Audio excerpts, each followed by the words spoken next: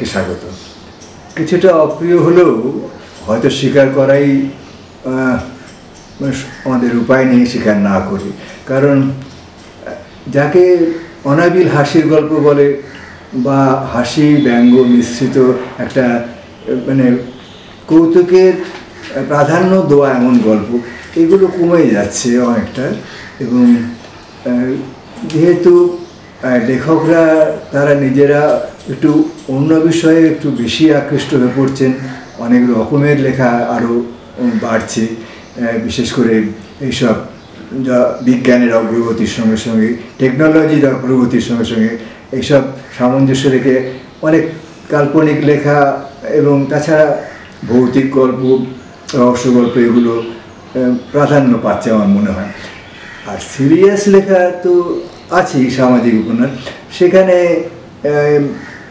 এই কৌতুক এবং মানে রস সাহিত্য যাকে বলে ঠিক তার যে উপাদান, মূল উপাদান কৌতুক ব্যঙ্গ, ইংরেজি যাকে বলে উইট, একটু বুদ্ধিদীপ্ত কৌতুক, সেগুলো যেন একটু পেছনের সারিতে চলে যাচ্ছে বলে আমার মনে হচ্ছে।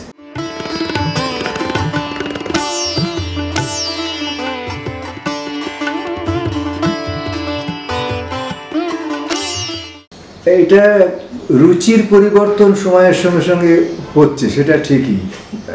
আমার মনে হয় সেটাই, যে মানুষের যেটা মনের চাহিদা সেইটা পাল্টায় সময়ের সঙ্গে, পারিপার্শ্বিকের প্রভাবে হয় এটা। কিন্তু মানুষ হাসতে তো ভুলে যায়নি, এবং হাসতে চায় না তাও নয়, হাসতে ভালোবাসে সেটাও ঠিক। তার কারণ তো আমরা দেখছি অনেক সময় বেশ হাসির মতো দু চারটে বুদ্ধিদীপ্ত এবং বেশ মজাদার কথাবার্তা রাস্তায় লোকে বলে। এই অটোতে উঠলে, বাসে উঠলে, ট্রেনে উঠলে অনেক সময় এসবগুলো কানে আসে, এবং বোঝা যায় যে বাঙালি একেবারে হাসি ভুলে যায়নি, এবং এরা চায় যারা সেইটা হচ্ছে ওই একটা হাসির সঙ্গে একটা যোগ থাকবে ভালো করে জীবনের, সেরকম ধরনের কিছু সাহিত্য।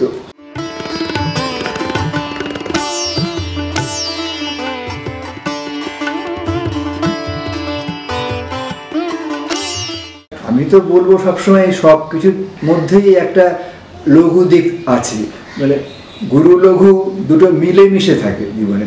এবং যিনি হাস্যরসিক, মানে যা সেন্স অফ হিউমার আছে, এই কৌতুক বোধটা থাকলে তিনি অনেক সিরিয়াস জিনিসের মধ্যেও একটা হাসার মতো দিক দেখতে পান।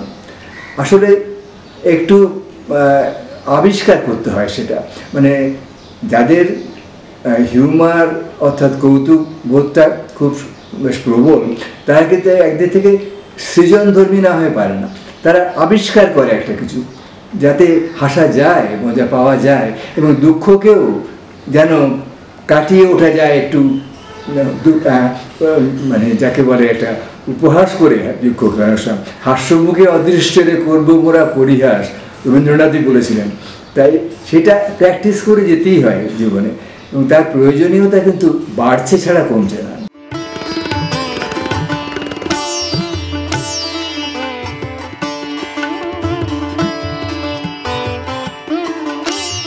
প্রতিক্রিয়া তো যা হওয়ার কথা তাই, মানে হাসির তেমন আদর থাকছে না বলে একটু মাঝে মাঝে মনক্ষুণ্ণ লাগে, কারণ আগে এত ছিল, বঙ্গ তো রঙ্গে ভরাই ছিল একেবারে, এবং সেটা সেই একেবারে প্রাচীন যুগ থেকে এই সাম্প্রতিককাল পর্যন্ত, মানে কয়েক দশক আগে পর্যন্ত এই হাস্যরসের ধারা চলেছে, বেশ অবিরাম চলেছে। মাঝে মাঝে তাতে জোয়ার বেশি এসছে, মাঝে হয়তো একটু ভাটা পড়েছে, কিন্তু থামেনি। এখন যে থামো থামো অবস্থা হয়ে এসেছে, এটা যেন আমার মনে হচ্ছে যে এখন যারা নবীন প্রজন্ম, তাদেরই একটা ততটা হাস্যকৌতুকের প্রতি টানটা তেমন তাদের অনুভব করানো যাচ্ছে না।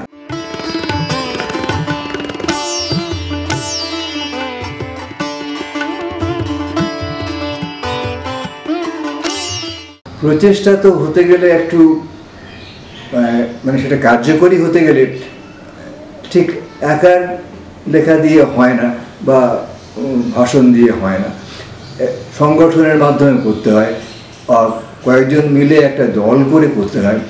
একটা মানে যদি এটা সাহিত্য আকারে করতে হয় তাহলে এমন থাকা উচিত পত্রিকা, এমন মিডিয়া থাকা উচিত যার মাধ্যমে এটাকে প্রচার করা যায়। তো সেইটার জন্যে তো একটা যারা করবেন তাদেরও সাহায্য দরকার। আগে কি ছিল? আগে ছিল শুধু লেখা, মানে রসসাহিত্য বলতে শুধু গদ্য সাহিত্য নয়, শুধু গল্প নয়, তার মধ্যে কৌতুকজনক কবিতা, ছড়া এসব ছিল, প্যারোডি গান ছিল, কার্টুন ছিল, কার্টুনের ভিতর দিয়ে অনেক কিছু হতো।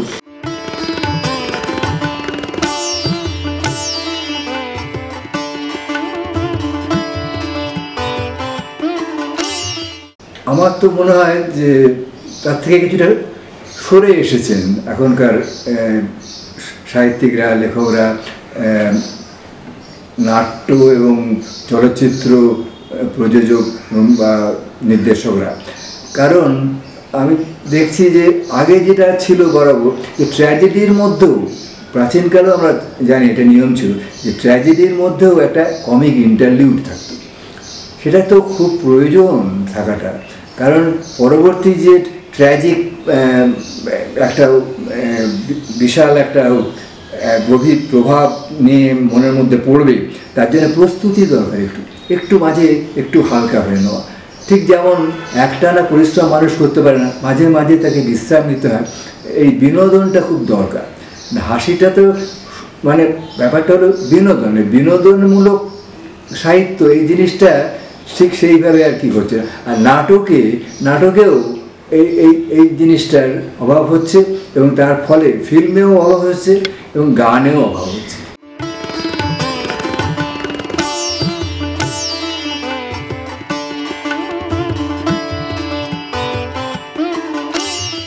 এটা করাটা খুব সহজ নয়, তার জন্যে যে খানিকটা অভ্যাসও দরকার এবং সেই শিক্ষাটা কাজে লাগানো দরকার। রবীন্দ্রনাথ এরকম অনেক কিছুই বলে গেছেন, যেমন উনি একজন কোনো শিক্ষককে শান্তিনিকেতনে বলেছিলেন আপনাকে আমার দণ্ড দিতে হবে, কারণ তিনি লাঠি ফেলে গিয়েছিলেন একবার, সেটা ফিরিয়ে দিতে হবে। তো এইরকম যে ব্যাপারটা, যে একটা কথায় তার দুটো মানে হয় বা তারও বেশি মানে হতে পারে, পার্থক্যের বেশি। এই যে যাকে ইংরেজিতে পানিং বলে, বাংলাতে ঠিক এর সমার্থক শব্দটা ভালো নেই, অনেকে শ্লেষাত্মক বলে, কিন্তু ঠিক সেটা হয় না। শ্লেষ মানে আয়রনি আমার মতে। তো যাই হোক, পানিং যে ব্যাপারটা, সেই জিনিসটা একটা শব্দকে দুটো অর্থে ব্যবহার করা, দুটো একরকম উচ্চারণ কিন্তু দুটো দুরকম বানান, এইরকম হাসির গল্পে, হাসির লেখায় এইরকম ঘন ঘন ব্যবহার করা হতো এবং সেটা করলে ভালো লাগে। এটা একটা নৈপুণ্য, এবং সেটা যেমন ছন্দ মিলিয়ে লেখা, তার যে কবিতার যে আস্বাদ, সেটার যেমন তৃপ্তি দেয়, সেরকম এইরকম কথার খেলা থাকলে খুব হয়। এবং সেটা শুধু বাংলা নয়, বাংলার সঙ্গে ইংরেজি, সংস্কৃত, হিন্দি অনেক কিছু মিশিয়ে বলা যায়। শিবরাম চক্রবর্তী এই বিখ্যাত হয়েছে শুধু কথার খেলাতেই, এমনভাবে কথাগুলো খেলিয়ে খেলিয়ে গেছেন যে সে আর মানে অদ্ভুত তাৎপর্যপূর্ণ, অদ্ভুত আনন্দময় হয়ে উঠেছে পাঠকের কাছে।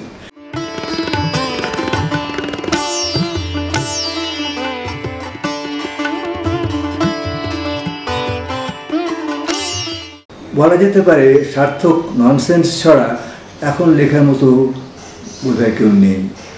আমার মতে এটা শেষ দেখা গিয়েছিল অজিত কৃষ্ণ বসু অক্রিবর লেখাতে, তার পাগলা গারদের কবিতা অসাধারণ লিখেছিলেন উনি, সেই কবিতা গুচ্ছ, এবং তার পড়লে হাসি পায়, মজায়, কিন্তু ভাবলে দেখা যায় তার ভেতরে কিন্তু একটা গুঁড়ো অর্থ রয়েছে, এবং সেটা মোটেই পাগলের পাগলামি নয়, প্রলাপ নয়, বরং অত্যন্ত সুন্দর একটা প্রকাশভঙ্গি, যেটা ভাষাকে সৌকর্যময় করেছে, নতুন একটা ডাইমেনশন দিয়েছে ভাষাকে।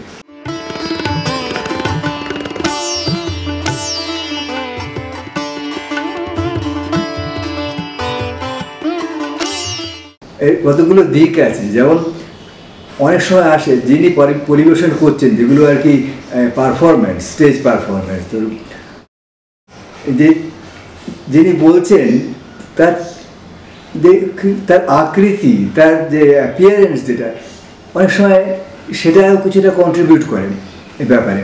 এবং একবার যদি কারোর এই কৌতুকই শুনে লোকের ভালো লেগে যায়, এবং তখন তাকে দেখলেই যেন কিছুটা হাস্য উদ্রেক হয়, এবং তিনি আরম্ভ করার আগেই লোকে যেন মানসিকভাবে তৈরি হয়ে যায় যে এবার একটা মজার জিনিস বলবেন উনি।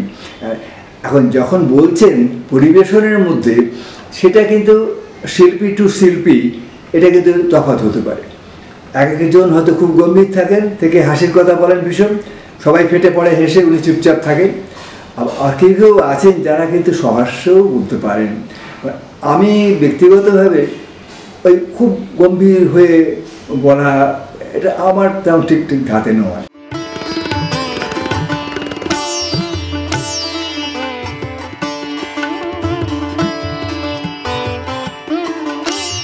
আমি একটা পারস্পরিক সংযোগ যাতে হয় শ্রোতাদের সঙ্গে বা পাঠকদের সঙ্গে, সেইভাবেই আমার দৃষ্টিভঙ্গিটা আমি সেই রকম রাখার চেষ্টা করি। এবং অনেক সময় যেমন বোঝাই যায় না যে তারা হাসাতে পারেন, যেমন রাজশেখর বসু, পরশুরাম, তিনি সায়েন্টিস্ট, তিনি একটা এত ভীষণ গম্ভীর মতো মানুষ, তিনি যে এত চমৎকার হাস্যরস পরিবেশন করতে পারেন এবং একেবারে লোকে মোহিত হয়ে যাবে, একেবারে সমস্ত ব্যাপারটা একেবারে অট্টহাসি পর্যন্ত সম্ভব ওনার লেখা পড়ে, তা সেটা ভাবা যায় না।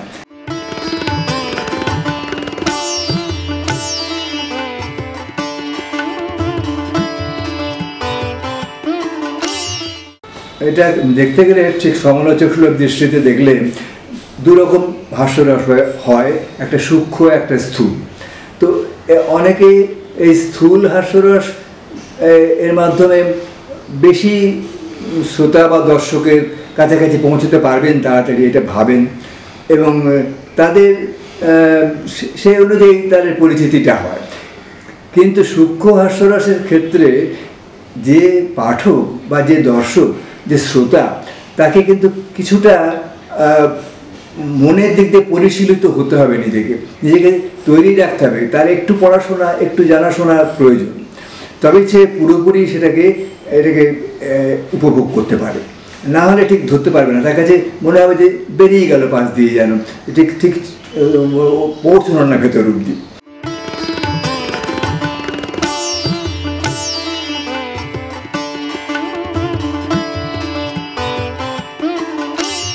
হাসি হঠাৎ পেয়ে যাওয়া, হেসে ফেলা বা হাসি চাপতে না পারা, এরকম ধরনের ব্যাপার হয়। মানে এমনও হয় অনেক সময়, এটা মহিলাদের ক্ষেত্রে বেশি হয়, যে হাসি কিছুতেই থামছে না, ভীষণ হাসি পাচ্ছে, হেসে যাচ্ছে, দমকে হেসে যাচ্ছে। তো সেটা বলবো, সেটা তো নির্ভর করে অনেকটা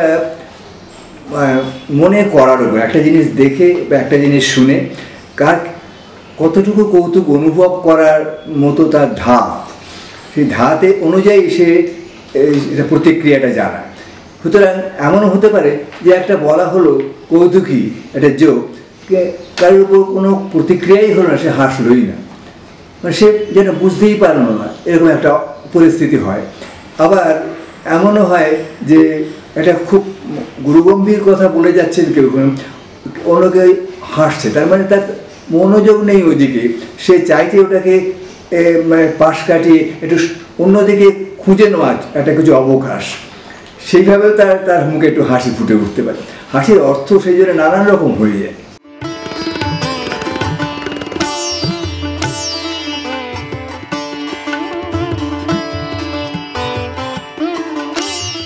প্যারোডি গানের আসলে সেভাবে সেটা যদি চর্চা করতে হয়, তাহলে ওই একটা প্রফেশনাল শিল্পী না হলে অসুবিধা হয়। মানে যদি সঙ্গীত শিল্পী হিসেবে নিয়মিত অনুষ্ঠান করা যায়, বিভিন্ন জায়গায় বিভিন্ন সভায় গিয়ে পরিবেশন করা যায়, বা এই টেলিভিশন চ্যানেল হোক, এরকম যতদূর সম্ভব, তাহলে শ্রোতাদের সঙ্গে যে পরিচয়টা হয়, যে একটা ইন্টারাকশান যাকে বলে, সেটা হয়। সেটা তো এটা আমার মতো যা মানে অ্যামেচার শিল্পী তার পক্ষে খুব মুশকিল। এবং তার ফলে আমি আমার গানের যা আছে, আমার সংগ্রহ, নিজের লেখা গান এবং নিজে গাওয়া কিছু গান, এটা মাঝে মাঝে ভিডিও করার চেষ্টা করি ছোটোখাটো, তার বেশি কিছু করতে পারি না। আমরা শেষ যে দেখেছিলাম মিন্টু দাশগুপ্তের প্যারোডি, সেটা খুব জনপ্রিয় ছিল এবং উনি সবসময় ওনার প্রোগ্রাম থাকতো বড় বড় ফাংশানে, জলসাতে, এবং অনেক সময় দেখা গেছে যে উনি সেই সূত্রে ফিল্মেও অংশগ্রহণ করছেন, অভিনেতাদের সঙ্গে হৃদ্যতা হয়ে যাচ্ছে। প্যারোডি গানে খুব জনপ্রিয়তা ছিল, সেই জনপ্রিয়তাটা যে হারিয়ে গেল সেটা খুবই দুঃখের ব্যাপার। এই হাসির সাহিত্যর সঙ্গে সঙ্গে হাসির গান তারও একদম ভাটা পড়ে গেল। এখন আবার নানান রকম হচ্ছে যে কপিরাইট ভায়োলেশন, সেটাও একটা কারণ হয়ে দাঁড়িয়েছে যে প্যারোডির কোনো সেটাকে রেকর্ড করা যাচ্ছে না বা সেইভাবে করার অসুবিধে আছে।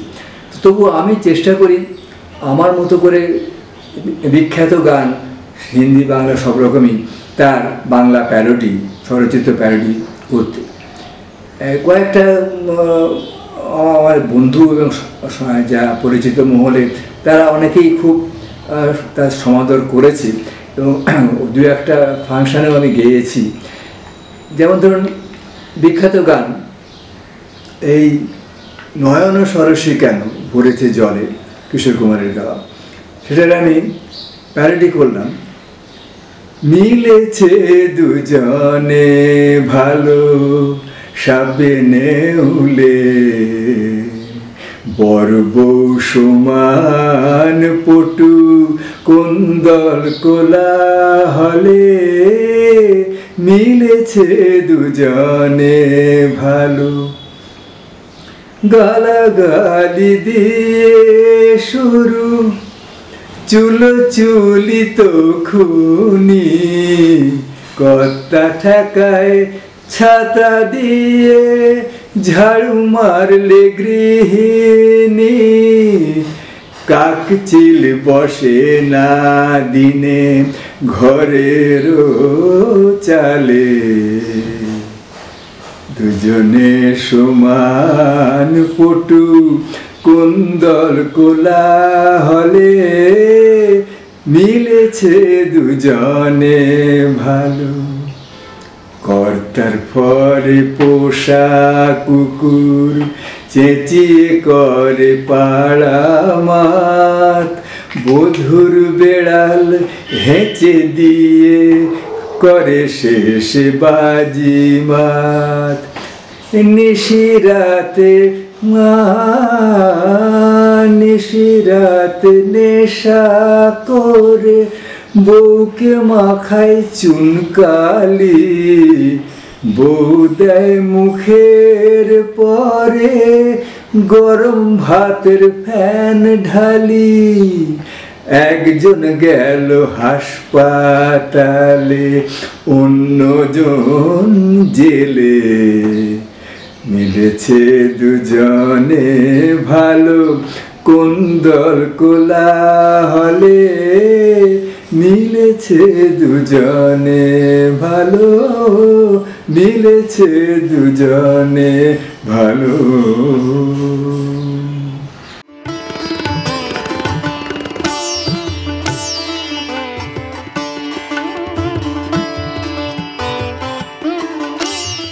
আমার রসসাহিত্য সৃষ্টির সঙ্গে অঙ্গাঙ্গিভাবে জড়িয়ে আছে একটি নাম, একটা প্রতিষ্ঠানের নাম, যা আমরা শুরু করেছিলাম 1982 সালে, 40 বছরের ওপর হয়ে গেছে। সেই প্রতিষ্ঠানটির নাম ব্যঙ্গমা। ব্যঙ্গমা কথাটা শুনলেই মনে হয় সেই অনেক পুরাকালের গল্প, ব্যঙ্গমা ব্যঙ্গমের গল্প, তা নয়। সেই ব্যঙ্গমা ছিল পাখি। এই ব্যঙ্গমা শব্দটা নেওয়া হয়েছে ব্যঙ্গ থেকে। পরিমল গোস্বামী, বিখ্যাত লেখক, উনি প্রথম একটা সংকলন করেছিলেন ব্যঙ্গ গল্পের, তার নাম দিয়েছিলেন ব্যঙ্গমা। আমরা সেই নামটাই আমাদের প্রতিষ্ঠানের জন্য নিয়েছি, কারণ আমরা কৌতুক এবং ব্যঙ্গ সাহিত্য নিজেরা সৃষ্টি করার চেষ্টা করি।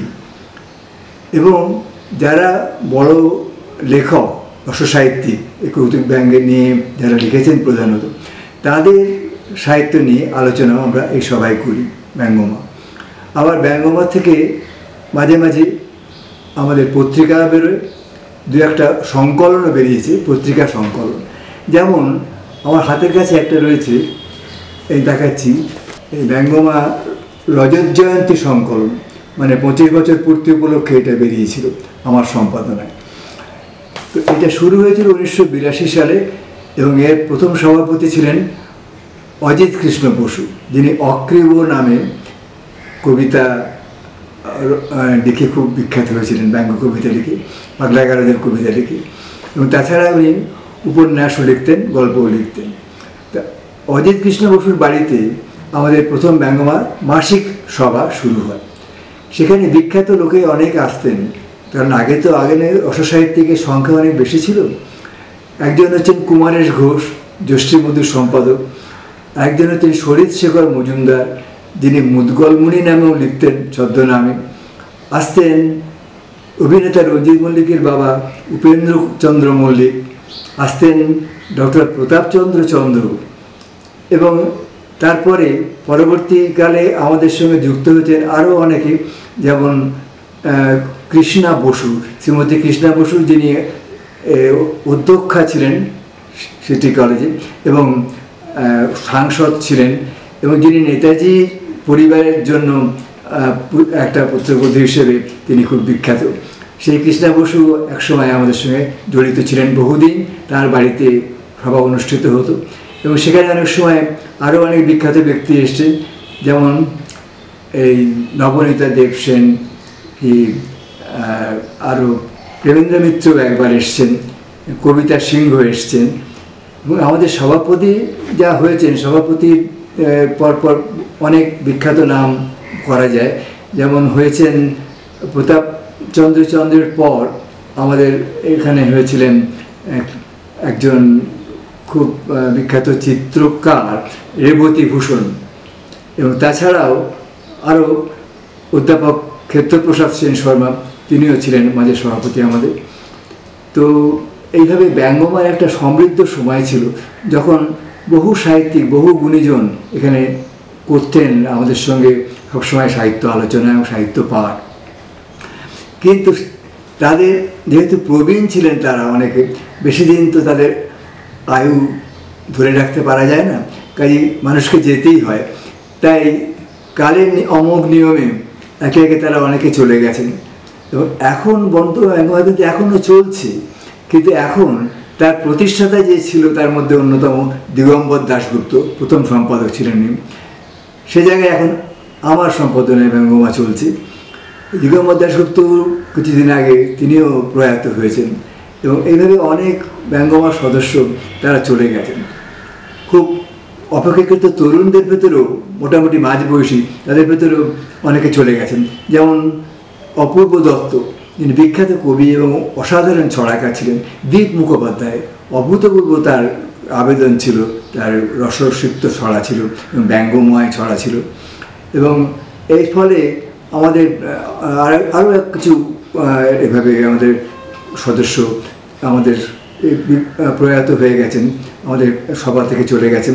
যেমন অসিত চট্টোপাধ্যায়, তিনি একজন খুব প্রতিভাবান একজন হাস্যরসিক ছিলেন এবং অনেক কিছু লিখেছেন, ছোট রম্যরচনা থেকে, কবিতা থেকে আরম্ভ করে তার গল্প এবং নাটিকা, স্কেচ অনেক কিছু করেছেন। কিন্তু তবু এখনও আমরা চালিয়ে যাচ্ছি ব্যঙ্গমা। এখন দুঃখ হয় এই যে সদস্য সংখ্যা অনেক কমে গেছে। হাস্যকৌতুকের একটা থেরাপিউটিক ভ্যালু আছে, সেটা তো ডাক্তাররাও বলেন। তারা বলেন যে হাসিতে 117টা মাসল একসঙ্গে কাজ করে, তাতে তার উপর এফেক্ট হয়, এবং সত্যি মানুষের মন খারাপ থাকলে মন ভালো হয়ে যায়, সেটা হওয়াটা খুবই প্রয়োজন। এবং সেটা যদি ফুরিয়ে যায় সেই হাসি, তাহলে তো অনেকটা অক্সিজেন ফুরিয়ে যাওয়ার মতন অবস্থায় দাঁড়াবে আস্তে আস্তে। সুতরাং আমি চাইব মানুষ নিশ্চয়ই এটাকে খুব ভালো, হাসিকে সিরিয়াসলি নেবে, কারণ সিরিয়াস না হলে যেমন প্রাকৃতিক ব্যাপারটা ভারসাম্য থাকে না, একরকম গাছ কেটে ফেলছে লোকে, তাই সুতরাং হাসিকে বজিয়ে রাখতে হবে। হাসিকে আমাদের সঞ্জীবনী সুধার মতন লালন করতে হবে, এটাই আমি আমাদের সকলের কাছে আবেদন।